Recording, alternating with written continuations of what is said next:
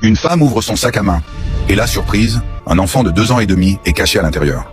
Si elle l'a mis là, c'est parce qu'un scientifique a découvert dans son sang un virus rare, capable de se transmettre par l'air. Les personnes infectées développent de longues canines semblables à celles des vampires. Leurs sens, vus, ouïs, deviennent surdéveloppés et leurs blessures guérissent à une vitesse incroyable. Mais ce pouvoir a un prix. Leur espérance de vie chute drastiquement. La femme, elle-même contaminée, sait que ses jours sont comptés.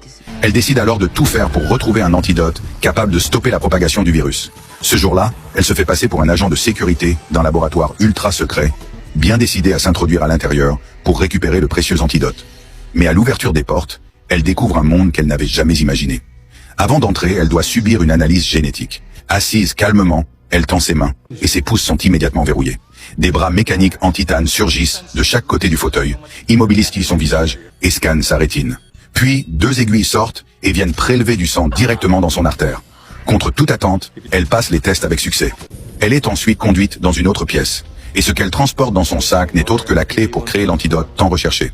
Juste au moment de finaliser l'échange, le véritable responsable du laboratoire revient. Mais à sa grande surprise, il est bloqué à l'entrée par la sécurité. À l'intérieur, l'alarme rouge retentit. Le personnel comprend trop tard qu'ils ont été dupés.